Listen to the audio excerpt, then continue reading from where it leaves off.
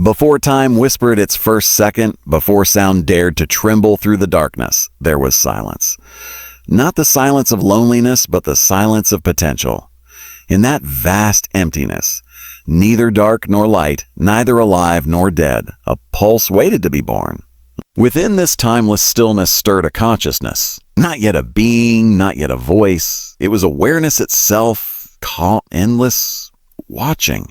She had no name, no form, and yet within her rested the seed of every future name and form. This was the Celestial Mother, the first witness to the birth of existence. For eons that cannot be counted, she floated in that infinite quiet. She learned what it meant to listen, not with ears, but with presence. She observed the balance between emptiness and fullness and realized that silence was not the absence of creation. It was the preparation for creation. In silence, she thought, everything waits to become. There was a moment, not in time, but in awareness, when she felt a warmth inside her. It was faint at first, like a distant spark. It did not demand attention. It simply was. And from that small flicker, she felt movement like a heartbeat that belonged to the universe itself. That was the first rhythm, the pulse of all that would ever exist. The Celestial Mother did not rush it. She waited, breathing softly through her eternal stillness. Patience was her first act of wisdom. Through that patience, light found the courage to emerge, and when it did, the darkness did not vanish. It simply made room. The mother learned her second lesson. Opposites are not enemies. They are partners in creation. When light finally appeared, it was not blinding. It shimmered softly, like a secret only she could see. It pulsed from within her being, a radiant reminder that life does not come from outside forces, but from within silent intention. She held that light close, as a mother holds an unborn child. She understood that even the smallest spark, if nurtured, could one day become a star.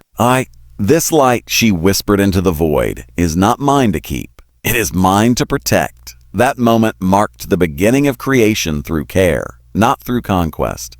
It wasn't thunder or chaos that birthed existence. It was quiet attention, silent strength, and unwavering patience. As galaxies began to swirl from the energy of that first pulse, the Celestial Mother watched without interference. She learned that power is not always loud and movement is not always progress. Sometimes the deepest form of strength is to remain still, to let things unfold. The stillness, she realized, is not weakness. It is control in its purest form. She watched the gases twist into nebulae, watched light take shape in brilliant blue and crimson. Each color was a breath from her being, her love manifesting as physics. And from that, she drew her first educational truth. Creation is not about force, it is about alignment. In our lives, too, she would later teach, we mistake noise for power and speed for success. But it is in the quiet moments, in waiting, observing, and preparing, that the strongest foundations are laid. The Celestial Mother's stillness teaches us patience before purpose, silence before speech, and breath before battle.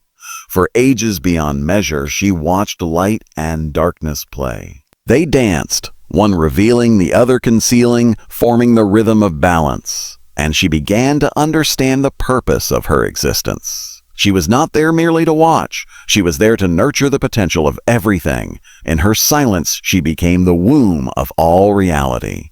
She felt the warmth in her center growing brighter. It was no longer just energy, it was awareness becoming form. A creation growing within her, yet not bound to her.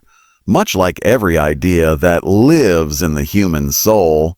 At this stage, if her story were told as a lesson to humankind, it would say, every great creation, whether a star, an idea, or a life, begins in silence. When you sit in your own stillness, uncertain, waiting, doubting your purpose, remember this. You are not lost. You are incubating. The universe, too, once sat in silence before it began to shine. So when you find yourself in moments where nothing moves, nothing changes, and nothing makes sense, do not rush to fill the silence. The Celestial Mother would tell you, patience is the art of trusting unseen growth. Then, from the depths of that infinite calm came the second sound, the soft hum of life forming inside her. She looked down at her luminous core, where a glow now pulsed like a heartbeat. It was the unborn star, her first creation, a symbol of all things that would ever live. And as she held that life within, she smiled, not because she had achieved something, but because she had understood something. Creation does not begin with noise, she thought. It begins with understanding. That single thought, echoing through the newborn cosmos, became the first vibration, what some would one day call the Word. From it came energy, matter, sound, and time. From it came galaxies, worlds, and eventually hearts capable of love and learning. In the vastness of existence, the Celestial Mother's first act was not to speak, but to listen. Her silence birthed sound, her patience birthed time, her care birthed light. This is why she became the eternal teacher of inner creation. And from her story, humankind would later learn this truth. That silence can be sacred. That patience is the highest form of strength. That what grows within, unseen and unspoken, often defines destiny more than any visible success. So when you stand before your own emptiness, afraid of what comes next, remember her. Remember the Celestial Mother who turned stillness into stars and silence into strength. The first light had come, yet it was still fragile, a whisper of fire, not yet a flame. The Celestial Mother held it within her being, feeling its rhythm beat in harmony with her own. Her body, if such a word could describe her luminous essence, became the universe's first cradle. For the first time, she felt weight, not heaviness, but responsibility. She understood that to bring something into existence was not simply to create it. It was to sustain it. And that understanding marked the beginning of her greatest lesson. Creation demands patience. Around her, the void began to shimmer with movement. Particles of light gathered and dispersed like breath, swirling into patterns too delicate for time to count. The mother observed this quiet dance and did not interfere. She knew instinctively that growth cannot be forced. It must unfold. Rushing the process, she whispered, "Kills the miracle." As she watched the first sparks evolve into blazing stars, she realized that even light required gestation. Each star began as a cloud of invisible dust, compressed by patience until it burned with purpose. And so she mirrored the process within herself. The star inside her, her first creation, was not yet ready to shine. It needed nurturing, not command. Through this, she learned her second truth. A patience is not waiting. It is quiet work invisible to others. As creation continued, she began to feel something new, strain. The universe was expanding, and with every heartbeat, more stars were born from her warmth. The effort left ripples through her being. Creation was not effortless. It demanded energy, endurance, and faith in unseen outcomes. She felt fatigue, though she had no body to tire. She felt ache, though she had no flesh to bruise. And in that sacred exhaustion, she discovered the next lesson. All creation comes with growing pains. In human life, she foresaw that every dream, every purpose, every act of love would carry its own labor. No life-changing idea would ever arrive without discomfort. No transformation would ever come without sacrifice. So she learned to embrace the pain, to let it refine her rather than break her. She called it the ache of becoming. A growth, she said to the forming stars, is not meant to be easy. It is meant to be real. Eons passed, though time was still young. The Celestial Mother watched as countless stars pulsed within the cosmic womb on the priesthood. Some blazed into brilliance, others faded into shadow before ever being seen. But she did not mourn them, for even the stars that died became the dust from which new life emerged. "A nothing is wasted," she said. "Even endings are beginnings dressed in disguise." This became her third universal law, that every creation follows its own rhythm, and no force can speed it without breaking it. She understood that just as she carried stars, one day others, mortal beings, would carry dreams, goals, or even other lives. And they too would need to honor the law of gestation, to plant, to nurture, to wait. When the universe matured, she projected her awareness into its expanding edges. She saw what would one day become Earth, though it was still a molten promise. She saw the chemistry of life forming in oceans yet unborn, and she whispered across eternity, "When the time comes for my children to dream, let them remember the stars. I'll let them know that creation is not about speed.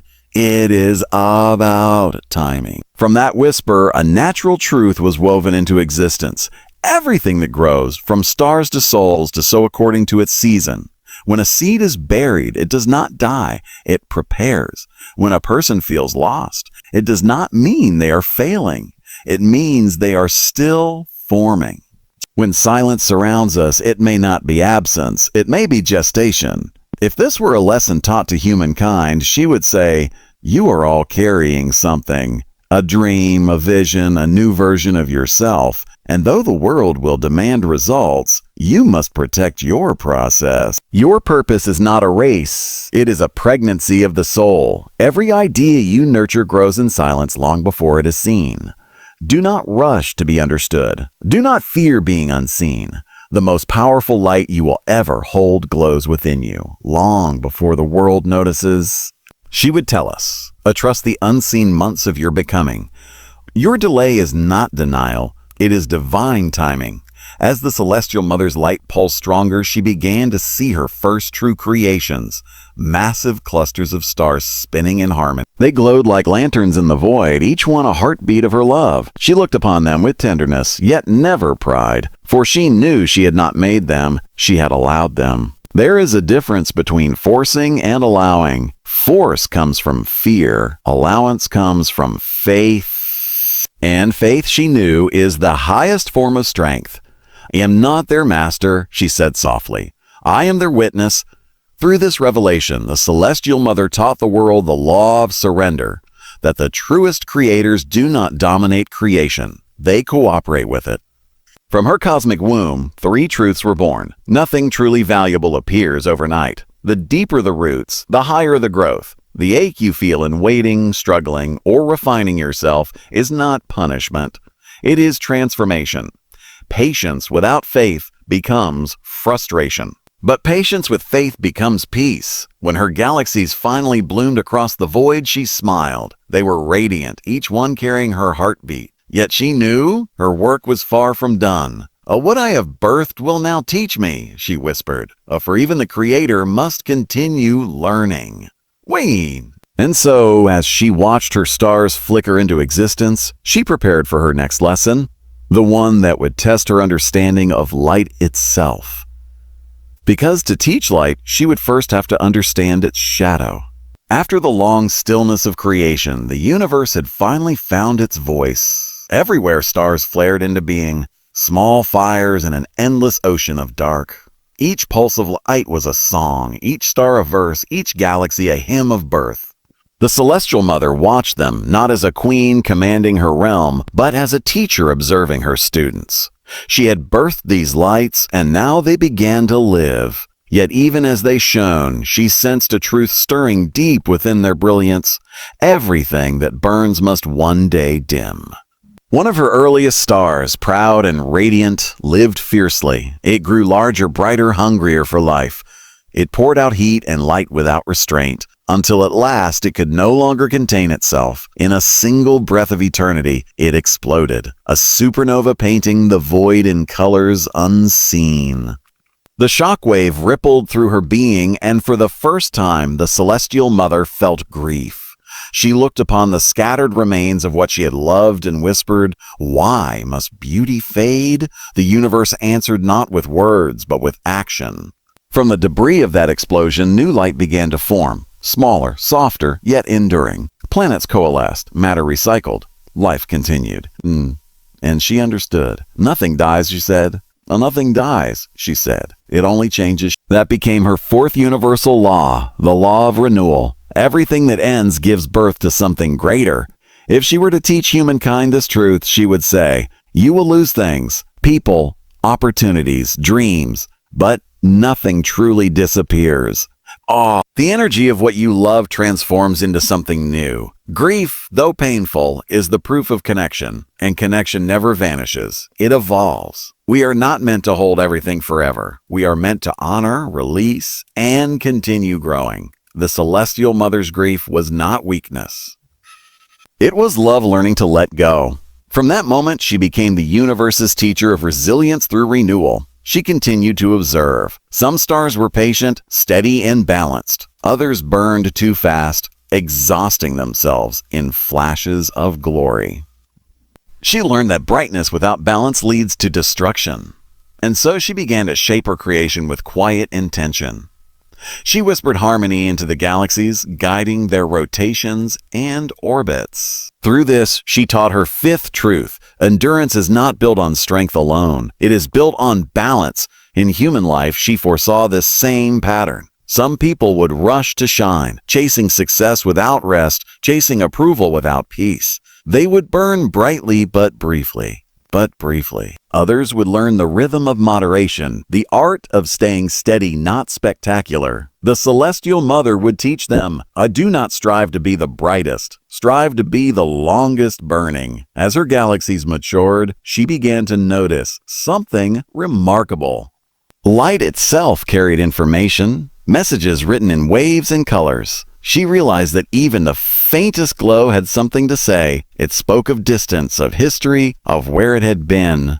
The light from one star could travel millions of years before reaching another, carrying stories of birth, loss, and transformation. And she understood another great truth. Light is the language of time. From that came her next lesson for humanity. Every action, every word, every kindness you release travels farther than you can imagine. You may never see where your goodness reaches, but somewhere in the dark expanse of someone's heart, it lands and becomes their light. But where there is light, there must be shadow. The celestial mother began to notice the regions of her universe where light could not reach. Cold, quiet places. Not evil, but empty. Yet these voids were not failures. They were necessary. Without them, light would have no meaning. Without darkness, illumination could not exist. The shadow is not the enemy of light, she said. It is its contrast, its teacher. For even the human soul, she foresaw, would need moments of darkness, times of fear, loss, doubt, to recognize its own brightness. Thus she created the law of contrast. Your darkness does not define you. It refines you. If this chapter were told to human hearts, it would say, you will lose, and you will hurt. You will shine, and you will fade. And in between, you will rebuild yourself countless times. Each ending you survive becomes the soil for something wiser to grow. Each failure you face becomes the teacher that success never could. You are not here to stay constant. You are here to evolve. The celestial mother's universe reminds us that resilience is not the absence of pain. It is the decision to rise after it. As she watched her creation shimmer across the infinite, she realized that every collapse, every explosion, every fading light was not a tragedy. It was a teacher. It was a teacher. The death of a star forged the elements that would one day build oceans, forests, and human hearts. The universe was recycling itself endlessly, teaching her that loss was merely transformation and progress. A creation, she whispered, is not a straight line. It is a circle. Oh. She saw how even she, the mother, was part of that circle, bound to learn from what she birthed. And in that realization, she discovered humility. Even the Creator is still a student.